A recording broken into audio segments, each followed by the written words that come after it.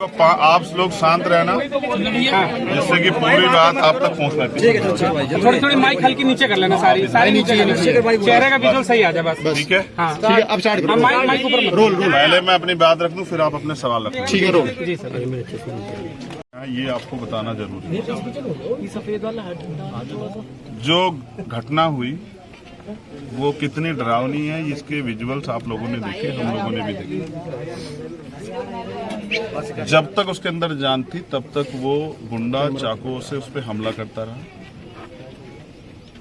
और जब वो उसकी जान भी निकल गई तो उसने पत्थर से उसको कुचल कुचल के मार दिया। जब मैंने इनके पिताजी से बात हुई, मेरी इनकी पहले भी बात हुई थी, उसकी आंतें तक बाहर निकल आई, वो मौके पे मर गई। इतना हीनियस था सब कुछ। हमारी सबकी, मीडिया की, आम जनता की, राजनीतिक दलों की, सबकी ये मांग होनी चाहिए कि उसे सख्त से सख्त सजा मिले। लेकिन जब तक हम परिवार को नहीं सुनेंगे, परिवार से जानना का प्रयास नहीं करेंगे उनके ऊपर क्या बीत रही है, तब तक बात आगे नहीं बढ़ेगी। ये इतनी बड़ी घटना हुई, उससे पहले भी कई बार उस बच्ची को उसने डराने का काम किया। विरोध करने पर इनके पिताजी को जान से मारने की धमकी दी। देश की राजधानी है, गृह मंत्री जी का शासन है, पुलिस की क्या व्यवस्था है, पुलिस क्या कर सकती थी आप बेहतर जानते हैं। क्या नहीं हुआ, कहां गलती रही। अगर कोई सरफिरा यहाँ किसी बच्ची के साथ ऐसा कर देता है तो आप समझिए दिल्ली में बेटियां कितनी सुरक्षित हैं। ये होना चाहिए था कि इस परिवार को, क्योंकि कल रात में 2 बजे भी इनके साथ ताका झाकी हुई, कोई यहाँ झांक रहा था, कोई इनकी रेकी कर रहा था, लगातार रेकी इनकी जारी है। मैं जब पिछली बार रात में चुपचाप आया, क्योंकि मीडिया के लोग पूरा भोकाल वोकाल मचा के रखते हैं, कहाँ थे, क्या हुआ, ये है वो है, तो उस रात मुझे पता लगा कि ये यहाँ पे नहीं है। फिर मेरी इनसे फोन पे बात हुई, क्योंकि यहाँ पर ज्यादा लोग इनसे तमाम तरह के सवाल कर रहे थे। ये क्योंकि आम कॉमन आदमी है, इनको सिर्फ रोटी रोजगार, अपना परिवार, इसी से मतलब है, अपने गांव को, उससे ये थोड़ा घबरा गए और यहाँ से दूर हट गए। फिर ये वापस लौटे। जैसे वापस लौटे, हमारी यूनिट यहाँ लगी हुई थी, तत्काल हमारे लोग आए, हमने फिर इनसे वार्ता की और हम इंतजार कर रहे थे कि बहुत सारी जो पुलिस की इन्वेस्टिगेशन है उनके बारे में हमें जानकारी मिल जाए, क्योंकि हमने यहाँ के अधिकारियों से बात की थी कि भाई इसमें और कितने लोग हैं, क्या अकेले आदमी ने इतना साहस किया या उसके और भी सहयोगी थे, अगर सहयोगी थे तो उनको क्या खोजा गया है, क्या उसको रिमांड पे लेकर उससे पूछताछ की गई है। ऐसी कोई भी जानकारी हमें नहीं मिली। तो मेरी ये मांग है, सबसे पहले इनकी सुरक्षा सुनिश्चित हो और इसको इस माहौल से निकाला जाए। प्रधानमंत्री जी भी कहते हैं कि हमने सबको आवास दी है, प्रधानमंत्री आवास योजना चल रही है, और दिल्ली के मुख्यमंत्री क्या कच्ची कॉलोनी पक्की हो गई। कौन सी कॉलोनी पक्की होगी, जरा हमें भी दिखा दो। हमारा परिवार तो यहाँ कहाँ रह रहा है, ये जानवर भी नहीं रहते इस बाड़े में जहाँ रह रहा है वो।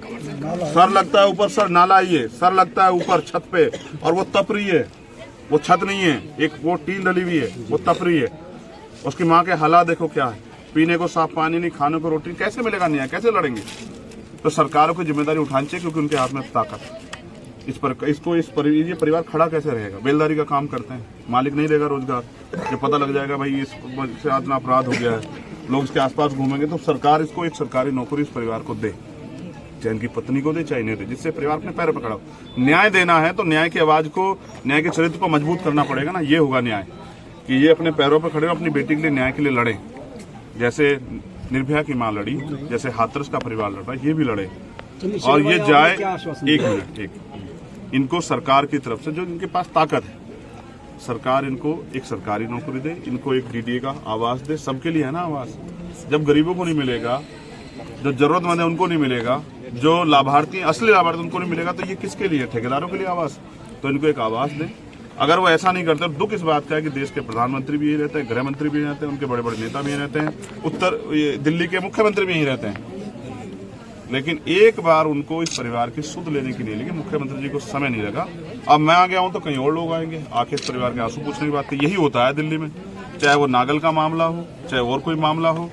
जब मैं आ जाता हूं फिर सब लोग आते हैं, लेकिन क्योंकि हमारा संगठन यहाँ काम करता है, हिमांशु जी, रविंद्र भारती जी, हमारे महेश परिवार, मेरे बिकुराम जैन सर, ये हमारे लोग हर मामले को लड़ते हैं। मैं तो आके चला जाऊंगा, लेकिन इस परिवार को न्याय कैसे मिलेगा ये तय करेंगे। हमारे सुप्रीम कोर्ट के जो लॉयर हैं, लीगल साल के हमारे जो इंचार्ज हैं MS आर्या जी, वो इस केस को लड़ेंगे और हम उसको फांसी से भी सख्त से सख्त सजा दिलाने के लिए हम फास्ट ट्रैक कोर्ट की भी जो हमारी मांग है उसको भी हम एनालिसिस करेंगे, उस पर हो रहा है नहीं हो रहा है काम। हम एविडेंस के साथ टेम्परिंग ना हो इसलिए उसकी बेल को भी अपोज करने के लिए खड़े होंगे, और उसके जो सहयोगी साथी जिन्होंने इसमें उसका हाथ बटाया, हम प्रयास करेंगे कि इसकी जांच हो, उसको रिमांड पे लेके इसकी फेयर इन्वेस्टिगेशन हो, जिससे कि उसके आरोपी साथी ना बचे। हम प्रयास करेंगे ये व्यक्ति अपने ये परिवार अपने पैरों पर खड़ा रहे, इसलिए हम मुख्यमंत्री का भी घेराव करेंगे कि वो इनको एक सरकारी आवास और एक सरकारी नौकरी दें, और इस परिवार के लिए सुरक्षा की व्यवस्था करे दिल्ली पुलिस। तो इसके लिए हम जल्द मुख्यमंत्री आवास का घेराव करेंगे, और यहाँ के जो और नेता हैं केंद्र के मंत्री, उनके आवासों का भी घेराव करेंगे। हम अपने परिवार को अकेला नहीं छोड़ेंगे, क्योंकि जिनका पॉलिटिकल टूरिज्म होना था उनका हो गया है, और हमने हर केस में ऐसा ही देखा। आपको याद है हाथरस के मामले में कौन गया? 1 महीने के बाद कभी किसी ने नहीं पूछा। जब मैं 1 साल बाद उनके परिवार के पास गया तो मैंने देखा 1-1 फुट के गड्ढे और कूड़ा चढ़ा दिया उनके मकान तक। 1 रात रुक के मैंने और हिमांशु जी ने वो हटवाया। हम लगातार लड़ते रहते हैं, और हमारा एक काम, हम अपने काम को करते रहेंगे और हम अपनी ड्यूटी को अदा करेंगे, और हम इनके साथ खड़े हैं कानून की लड़ाई लड़ने में भी, इनकी रक्षा सुरक्षा के लिए भी, और इनको वास्तविकता में अधिकार मिलने चाहिए बुनियादी, चाहे वो आवास हो, चाहे वो नौकरी हो, चाहे इस परिवार सुरक्षा, उसके लिए भी हम लोग लड़ेंगे। सड़क पे हमारी जिम्मेदारी। चंद्रशेखर, क्या सरकार की सिर्फ घोषणाएं करने के लिए रह गई है? दिल्ली सरकार ने घोषणा करी 10 लाख। सबसे पहले सरकार को ये देखना चाहिए कि परिवार किस दयनीय स्थिति में है, तो इस परिवार की के आंसू पूछने चाहिए, तो वो तो नहीं हुआ। घोषणा की है, घोषणा कब मिलेगी जानो। मैं आज अब आ गया हूँ ना, तो अब वो जल्दबाजी करके दिखाएंगे हम बहुत ही तेज। देखो इनके वोट लेने के लिए सब लोग आ जाएंगे।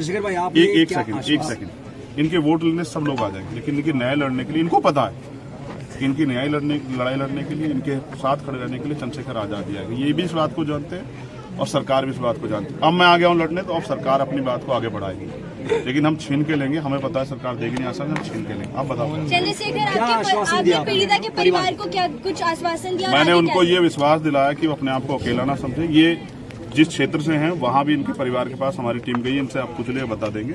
इनके घर पे भी हमारी टीम गई है। हमने जब बीच में इधर डिस्टर्ब हुए तो हमने इनको खोजा भी।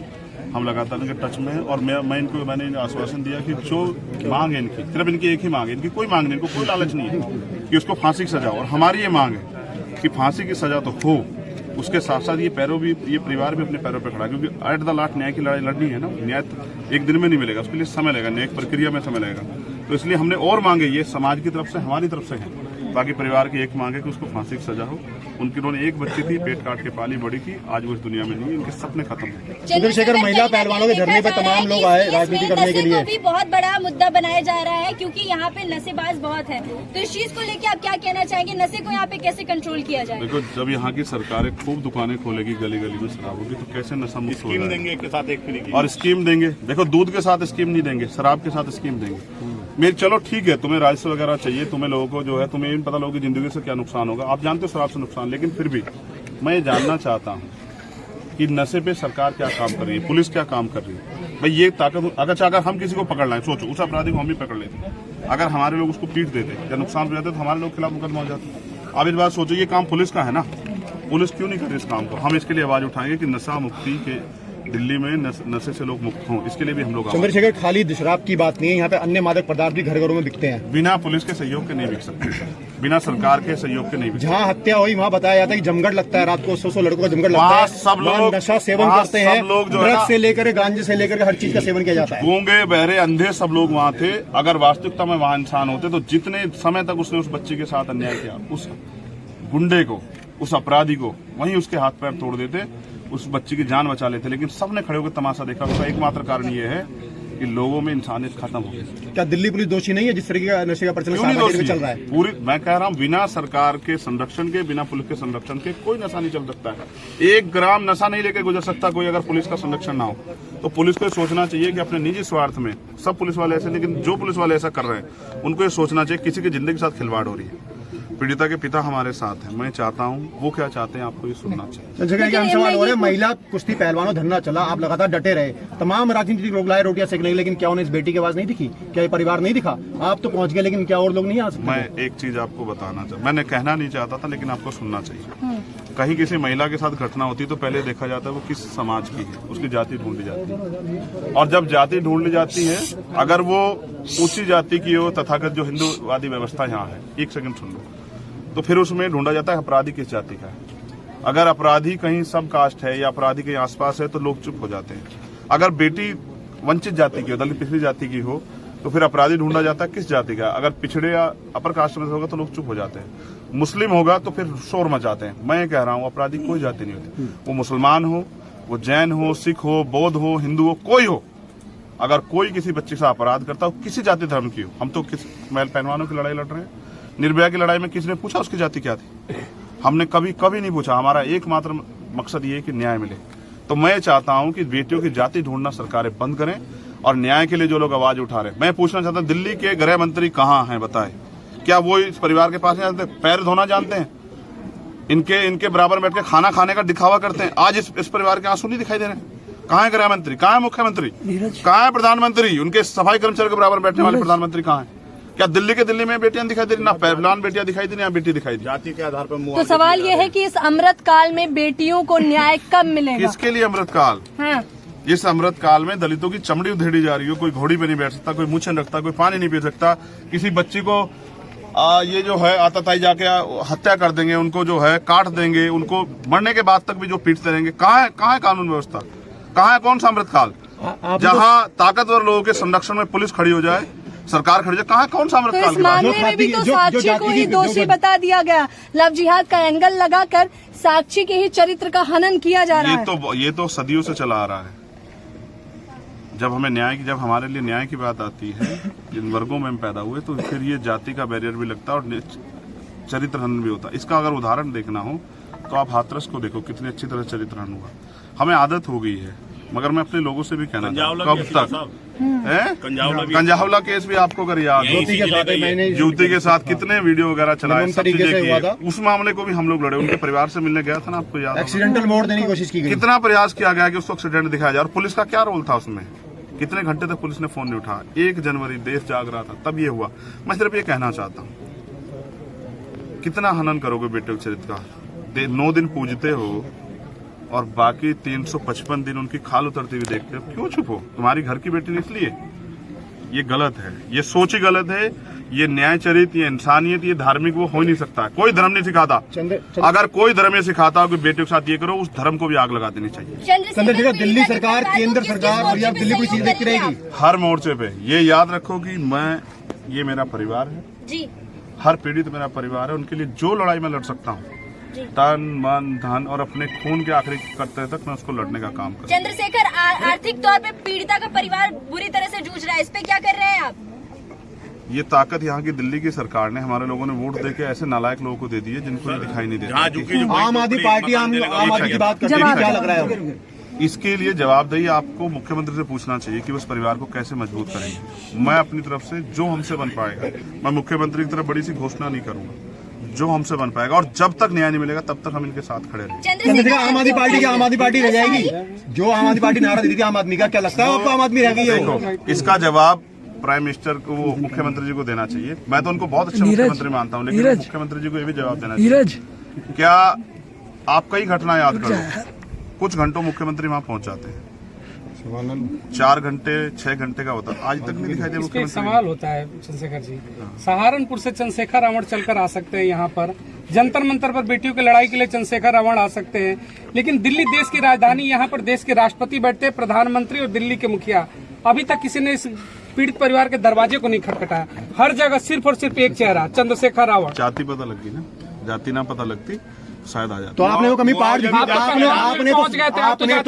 बात, आपने मन साझा करके उस भाई को पार दिया था। निर्भया में एक चंद्रशेखर, आपने जाति को पार दिया। हमारे नेता एक सवाल खड़ा कर रहे हैं कि मुआवजा जाति के आधार पे क्यों? किसी को 1 करोड़ रुपए का मुआवजा, किसी को 10 लाख का मुआवजा। कहाँ है महिला आयोग? क्या महिला आयोग आया? पूछो ना, महिला आयोग दिल्ली में ही है ना। जो महिला आयोग एक टिप्पणी पे जवाब मांगता, आया? कहाँ है केंद्रीय महिला आयोग? कहाँ है महिला आयोग की हमारी अध्यक्ष? क्या इस परिवार के आंसू दिखाई दिए? वो बच्ची नहीं, देश की बच्ची थी। नहीं, इस अन्याय का जवाब देखो। कुछ दिनों में हमारे लोग देखो, एक कहावत है, किसी को इतना मत सताओ कि वो अपने पैरों पे खड़ा हो जाए। आज जो अन्याय हम लोग सह रहे हैं, कल हमारे लोग अपने पैरों पे खड़े हो जाए। मैंने इनको सुना, मैं तो इनको खोज रहा था, लेकिन कहीं दबी आवाज में कह रहे थे कि मेरा भाई आएगा मेरी मदद करने के लिए, वो मेरे आंसू पूछेगा। मैं वादा करता हूँ कि इनकी उम्मीदों को निराश नहीं करूँगा। आपको इनसे पूछना चाहिए क्या चाहते हैं। चंद्रशेखर क्या इनका एक जंतर सवाल लेना मंतर पर चाहूंगा। आ जाओ नीचे। आपसे एक सवाल इनके ही बारे में पहले लेना इनसे चाहूंगा। पूछो, फिर से हाँ, बात। इनकी बात मैं ले रहा हूँ। पहले आपने इनसे कहा पॉलिटिकल टूरिज्म हो रहा है यहाँ पर। पंजाब के एक कोई बाबा करके आए थे यहाँ पर, फर्जी चेक देकर 51,000 रुपए का चले गए हैं वो। तो यहाँ पर इस तरीके का भी स्टंट चल रहा है, फर्जी चेक लगाकर लोग जा रहे हैं आर्थिक रूप में। इस पर आप क्या कहेंगे? नहीं, मैं कुछ नहीं कहूंगा। जो जैसा होगा वो वैसा ही कर्म करेगा, ये मेरी उसमें नहीं है। और मैं किसी इन ऐसे लोगों के लिए जवाबदेही नहीं हूँ। मतलब तमाम जो लोग महिला पहलवानों के धरने में पहुंचे राजनीतिक रोटियां सेकने के लिए आ गए। लोगों ने बातें तो बड़ी बड़ी आज चंद्रशेखर रावण आपसे मिलने आए, आपके साथ खड़े हैं। इन्होंने किस तरीके के सांत्वना दिए? अब आपको उम्मीद है कि अब तो न्याय बेहतर होगा, क्योंकि चंद्रशेखर दरवाजे पर है। हाँ जी, मुझे न्याय होगा और मुझे न्याय मिलेगा। मुझे न्याय भैया दिलवाएंगे, इन पे मुझे भरोसा है। इसके पहले मैंने इनको कहा था भैया मैं आपसे मिलना चाहता हूँ और मैं अपनी चीजें बतानी चाहता हूँ कि मुझे दिक्कत क्या है, परेशानी क्या है। और देश के तमाम बड़े बड़े नेता हैं, मुख्यमंत्री हैं, प्रधानमंत्री हैं, चंद्रशेखर रावण से उम्मीद क्यों है कि यही आएंगे तो बेहतर होगा? देखिए, ये जब कानून के सामने सब कुछ रखा गया है, सबूत भी है, गवाह भी है, सब कुछ है, तो फिर कानून की कहाँ से हो रही है? अब तक तो उसको फांसी दे देना चाहिए। काहे कि मुकदमा कर रहे हैं, केस कर रहे हैं, धारा कर रहे हैं, उसको क्या कागज तैयार कर रहे हैं। अब उनको क्या चाहिए? क्योंकि आंखों के सामने दिखाई नहीं दे रहा। आपको विश्वास है चंद्रशेखर आपके साथ इस लड़ाई तक खड़े रहेंगे अंत तक? हाँ जी, मुझे विश्वास है। भरोसा करते हैं उन पे? हाँ जी, भरोसा करता हूँ। ठीक। साफ तौर पर पिता पीड़ित